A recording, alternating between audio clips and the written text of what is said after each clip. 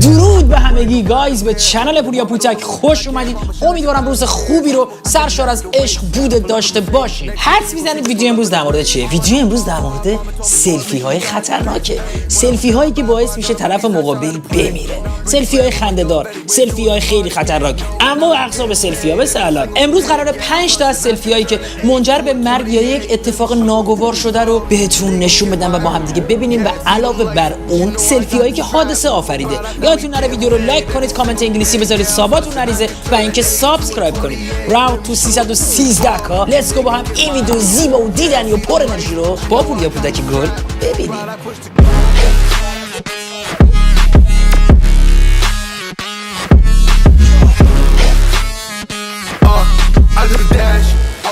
خب بچه‌ها، همونطور که میدونید سلفی از یه زمانی که دقیقاً نمیدونم تاریخش که یه مد میشه و خیلی طرفدار داره و فکر نکنم تا آخرین لحظه زندگیمون سلفی از مد بیفته، چون ما با گرفتن سلفی عکسای خیلی خاطر انگیزی رو تولید میکنیم. یکی از سلفی هایی که بسیار سر و صدا کرد یک ویدیو 9 ثانیه‌ای در آپریل 2014 که تبدیل به یکی از پربازدیدترین ویدیوهای یوتیوب شده. این ویدیو 40 میلیون ویو گرفته. این ویدیو خیلی عجیبه و مثلش به هیچ وجه وجود نداره. یک پسر کانادایی که در حال سفر به پرو با دوستاش بود سلفی رو میگیره که جهانی میشه. اون تصمیم میگیره با یک قطار که داره به راهن نزدیک میشه یک سلفی بگیره. اون همه تلاششو میکنه که به شدت به قطار نزدیک باشه. هنگامی که داره سلفی رو میگیره حواسش کاملا به دوربینه تا جایی که راننده یا نگهبان قطاری که روی قطار وایساده رو نمیبینه و کفش نگهبان قطار به صورت اون برخورد میکنه. حال این پسر کاملا خوبه و هیچ اتفاقی براش نیفتاد بجز یک جراحت جزئی. ولی چیزی که خیلی پشمریزونه و الان همتون رو شوکه خواهد کرد، این سلفی درسته بهش صدمه زد،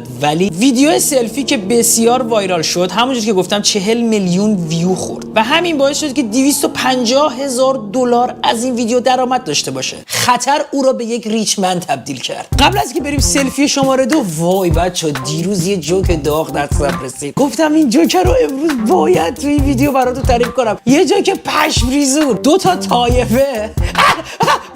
وای بچا من میخوام جوک تعریف کنم همین شروع نشده خندم میگیره. 2 تا طایفه با هم دعواشون میشه، میزنن همو لط و پار میکنن. لط و پار. کلانتری میاد همه اینا رو میبره. تو کلانتری که همه نشسته بودن، یکی از اونا که 2 تا گوشش بریده شده بود، یعنی 2 تا گوش نداشت، داشت هر میخندید. پلیس به اون میگه، به اون که 2 تا گوش بریده میگه تو که 2 تا گوشتو بریدن چرا داری میخندی؟ میگه حمید فردا عروسیشه، آلتش تو جیبمه.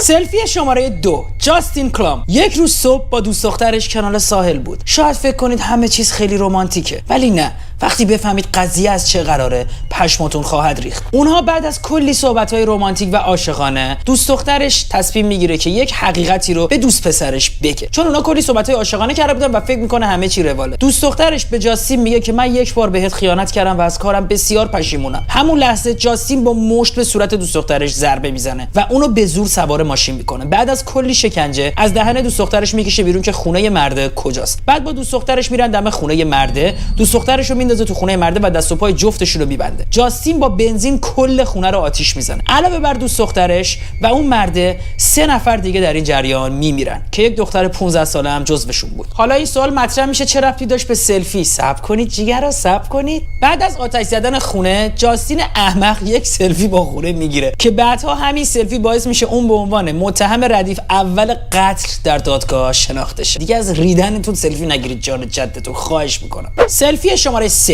این اتفاق وحشتناک در فلوریدا افتاده. کایلی و کریستوفر 2 پرستار یک بیمارستان بودن. اونها به خاطر کارهای شجاعانه خود در اون بیمارستان جزو کارمندهای مطرح شناخته میشدن. ولی این مقام برای اونها یک روز با یک اتفاق تلخ از بین میره. یک روز که اونها کارشون بسیار خسته کننده بود، تصمیم میگیرن شروع کنن به گرفتن سلفی با بیمارهای داخل آمبولانس و بعد این سلفی ها رو برای همدیگه میفرستن. تو این مدت اونها 100 عکس و ویدیو برای هم ارسال کردن. از 41 بیماری که اونها عکس گرفتن فقط 3 نفرشون هوشیار بود و با عکس موافقت کرد و بقیه بیماران متاسفانه بیهوش بودن. اکثر بیمارهای داخل این آمبولانس از درجه بالایی از استرس قرار گرفته بودن. بر طبق گزارشات پلیس 2 بیمار بلافاصله بعد از سلفی فوت کردن. مردی که سلفی میگرفت بعضی وقتا از خط قرمزا میگذشت. اون با سینه های یک زن مسن که بیهوش در آمبولانس بود سلفی گرفت و حتی پیراهن اونو کنار زد تا عکس واضح‌تر باشه و برای اون دختر دیگه‌ای که پرستار بود میفرستاد. بعد از این اتفاق هر دو کارمند از بیمارستان به صورت دائمی اخراج شدن و دیگه تا آخر عمر چنین شغلی رو نمیتونن داشته باشن و در دادگاه با اتهام چندین جرم مجرم شناخته شدن و به 15 سال زندان محکوم شدن. مثلا فرض کن میری تو بیمارستان پیش یه قاتل، جرم چی بود؟ سلفی گرفتن. همون موقع است که عروست کنن. سلفی شماره 4.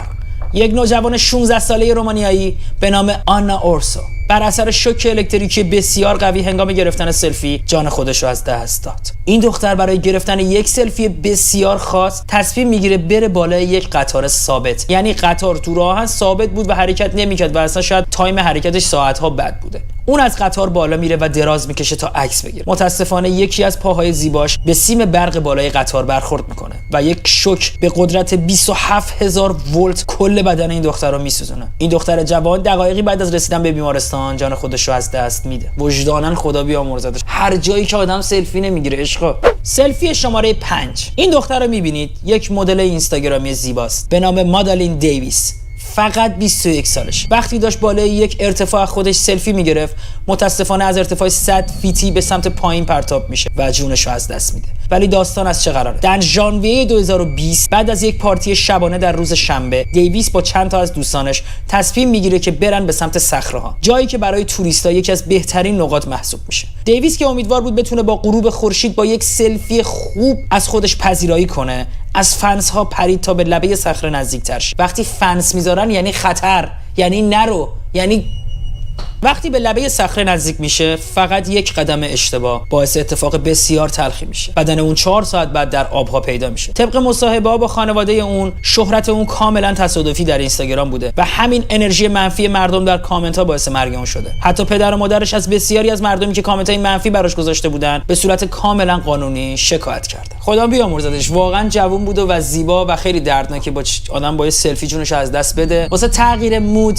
میریم با هم سلفی های فانی رو ببینیم. چند تاشون رو دیدم، خیلی هاشون هم ندیدم. لیتس گو.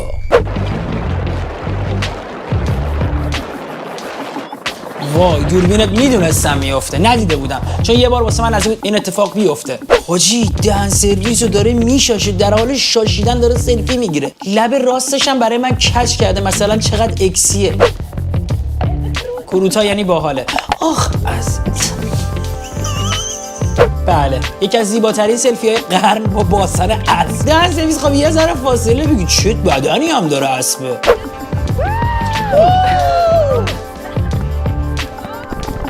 وای سرم درد گرفت.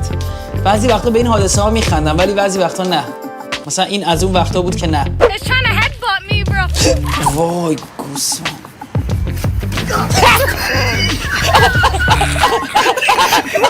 عزیزم چاقی همینه، چاقی درد سر داره. وای اون همون آره مرتیکه شیزو ببین. این عکس پایین داره بچه‌ها، مطمئن باشید به خاطر رعایت قوانین پایینو نشون نداده. چه عوضی اون. تا حالا کسی رو دید زدیدش؟ من تا حالا نزدم. هرچی فکر میکنم نه اینجوری نه، ولی تو کلاب مثلا چیز اونجوری هم نزدم. نکس.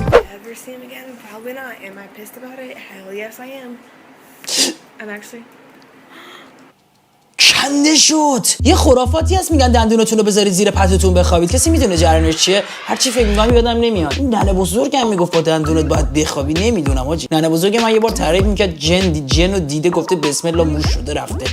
خدا عالم است. چرا کروات آبی یعنی آبیش نه گربه رو داره توالت فرنگی آب میخوره. ولی ببین چه خزه ای یارو. کت سفید کروات آبی آسمانی یا فیروزه‌ای ریدی داداش. حقته. اولش فوش بدی داد، حقش بود. آها ما باید به اون دماغه تو آینه جلو دقت کنیم. آره به اون آینه میگن منعقض، منقعض، معقض، نمیدونم، موقعن، نمیدونم بابا سگ خورد. میگه والریا رو دوست دارم ولی منو اذیت میکنه. این والریاست. آخ نمیتونید ببینید چون خیلی دردناک بود. فکر کنم اوکراین هم بود. منطقه‌ای که بودن شبیه اوکراین بود.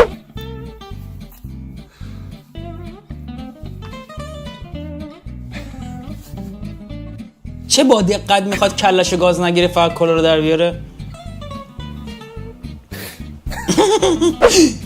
وای عجب انکلوفتیه. اگه کار خودش باشه خیلی اوزاناجره. اون انزم چقدر کلوف بود. اون بازن دیگه بازن نیست داداش، دروازه شمرونه. آخ قربونت برم. بیا اینم مرد قربونش رفتم.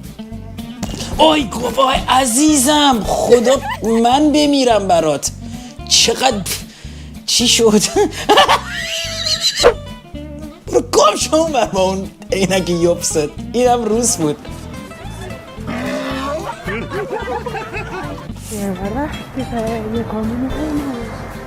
جلوش آب میخوره زمین.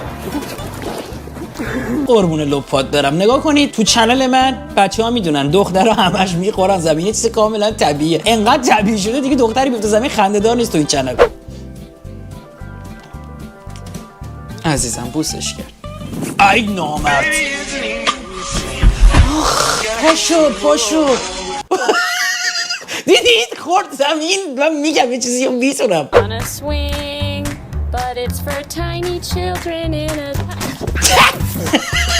دیدی گفتم خیلی بد خورد. خیلی لطیفن میشکنن اینا بدبختا.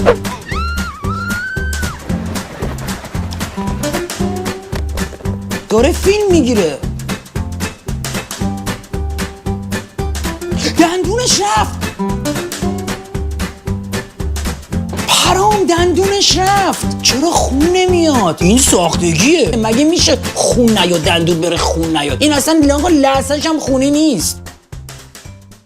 خب گایز دم تک تکتون گرم. هر جا هستید پر از پول و عشق و سلامتی و انرژی مثبت باشید. ببین یعنی قبل از اینکه لایک و کامنت و سابو بزنی فیلمی اومده که خیلی وقت منتظرشم.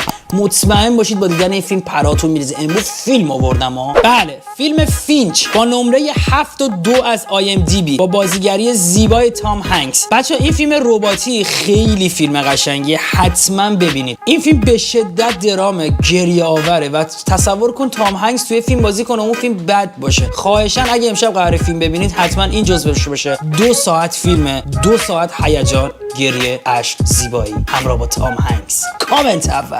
پوریا جون عالی بود، عشقی. به امید خریدن ویلا و ولاگ گرفتن توش. من همین هودی که پوشیدی رو دارم با همین رنگ دقیقاً. مطمئن باش در آینده اسم منو تو مارکت رپ میشنوی. M.R یعنی اسم قرارش مستر یا MR. یه چند سال دیگه اسمتو شنیدم حس کنم بگم این یکی بود که کامنتشو تو یوتیوبم خوندم، همون روز گفت اسممو میشنوی و اون روز اسمشو شنیدم. عشقی پوتک. اسم آهنگ امیر، همون میرم که گفتی. میگه میرم لعنتی همین الان میرم. بله همون روز من ریمیکسی داشتم، یعنی یکی از دوستام ریمیکسی داشت بهش گفتم برام بفرسته، شزم کردم آهنگشو پیدا کردم. بله اسم آهنگ میرمه. دمت گرم که گفتی. ویدیو دیروز در مورد این بود که اگه قرار باشه با یه خواننده فیت بدم خودم به شخصه دوست دارم به چه سبکی باشم. اگه ویدیو دیروزو جای نمیبینید همیشه تو ویدیو جدید لینکش تو دیسکریپشن هست. پوریا قبلا آهنگ غمگین گوش ندید، خیلی بده. حداکثر هفته‌ای 2 بار گوش بدید.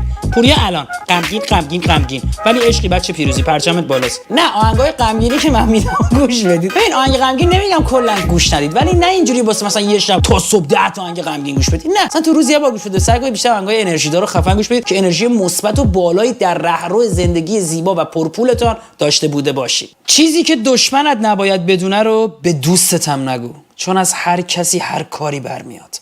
اول از همه پولدار شید و بعد سلامت باشید. گودبای.